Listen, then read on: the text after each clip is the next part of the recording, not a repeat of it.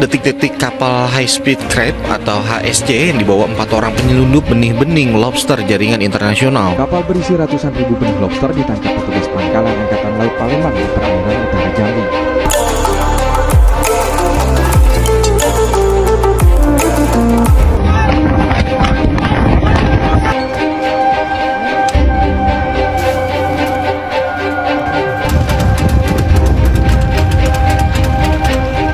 Detik-detik kapal penyelundup benih-bening lobster mengkandaskan kapal di pesisir pantai saat dikejar oleh tim patroli Kanwil DJBC khusus Kepri. Aksi nyata, TNI AL gagalkan penyelundupan ribuan benur lobster.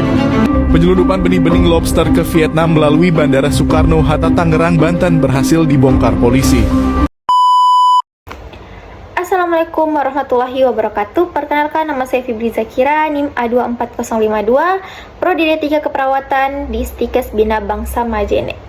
Baik, di sini saya akan memberikan satu contoh kasus korupsi yang terjadi di Indonesia, yaitu penggelapan penyelundupan sekitar 715.000 ekor benih-bening lobster dengan potensi kerugian negara sebesar 72 miliar. Kasus korupsi ini terjadi pada tanggal 3 Desember 2024 berlokasi di Kepulauan Riau. Fakta singkat, beberapa kali aparat berhasil menggagalkan penyelundupan benih-benih lobster dalam jumlah besar, misalnya 715.000 ekor, dengan potensi kerugian negara sebesar 72 miliar rupiah. Operasi modus lewat udara atau kargo jalur laut, di salah satu kasus dikemas dalam koper plastik berisi oksigen di Bandara Soekarno-Hatta untuk diselundupkan ke luar negeri. Regulasi ini menahan atau atur ekspor BBL dituding tidak efektif di lapangan karena implementasi lemah. Analisis faktor penyebab dalam individu. Pelaku melihat kesempatan keuntungan besar. Harga benih-benih lobster yang sangat kecil di negeri namun di luar negeri bisa dijual lebih tinggi. Insentif kuat untuk menyelundupkan.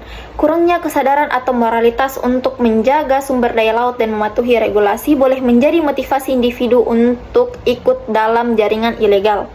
Pesan oknum petugas atau orang dalam regulasi yang mungkin memfasilitasi atau tutup mata juga berpotensi menjadi faktor individu.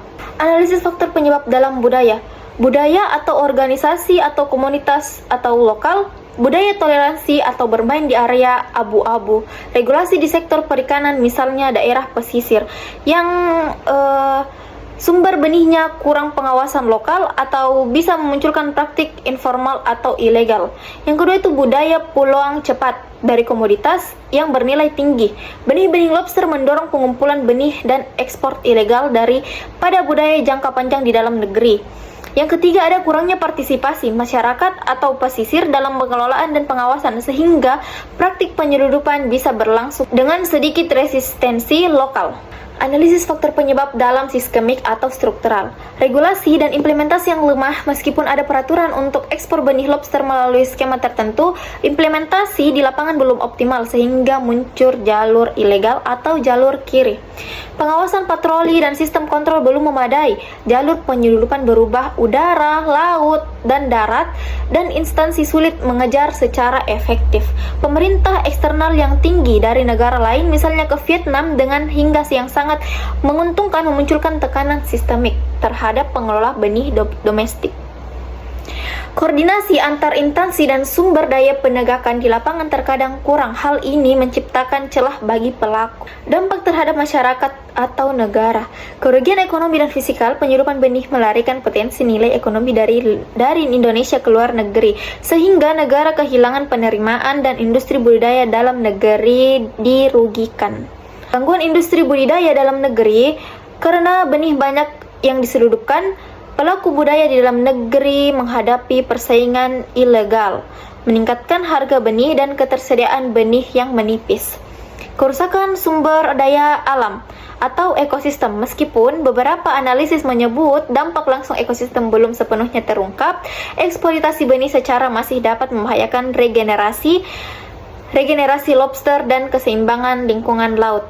Kepercayaan publik dan tata kelola sumber daya laut. Ketika banyak pelanggaran terjadi, masyarakat bisa kehilangan kepercayaan terhadap pengelola laut dan sumber daya oleh pemerintah. Ketidakadilan bagi nelayan atau ketidakadilan bagi nelayan lokal dan masyarakat pesisir. Nelayan yang seharusnya mendapatkan manfaat dari benih lobster, budidaya mungkin dirugikan karena jaringan ilegal mengambil benih, memonopoli atau menetapkan harga tidak wajar. Upaya pencegahan dan hukuman. Penegakan hukum undang-undang telah diterapkan untuk kasus penyelundupan benih-benih lobster. Misalnya pasal 102A Undang-Undang Nomor 17 2006 tentang kepabeanan, ancaman sampai 10 tahun penjara dan denda hingga 5 miliar rupiah, dan Undang-Undang Perikanan. Operasi gabungan antar instansi, contoh di Kepulauan Riau sinergi antar Direktorat Tindak Pidana Tertentu Bareskrim Polri, Bea Cukai, Batam, dan lembaga lainnya berhasil mengungkapkan penyelundupan besar. Reformasi regulasi.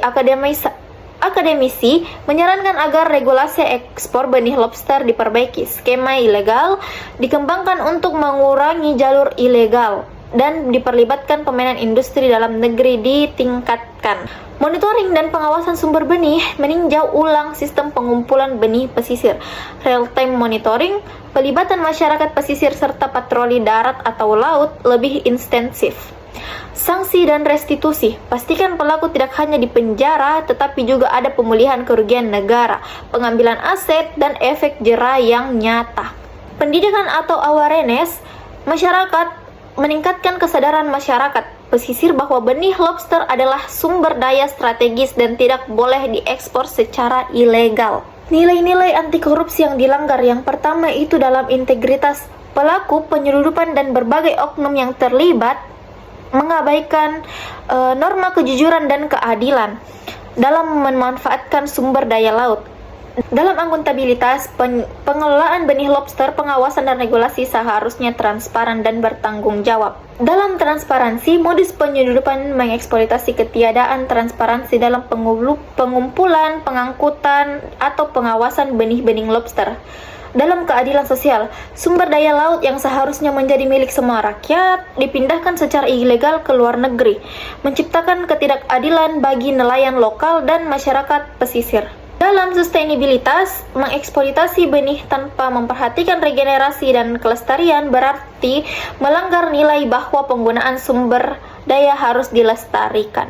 Baik, sekian dari satu contoh kasus korupsi yang bisa saya berikan. Mohon maaf apabila ada kekurangan. Mungkin itu saja yang bisa saya sampaikan kepada teman-teman. Mohon maaf apabila ada kesalahan. Wassalamualaikum warahmatullahi wabarakatuh.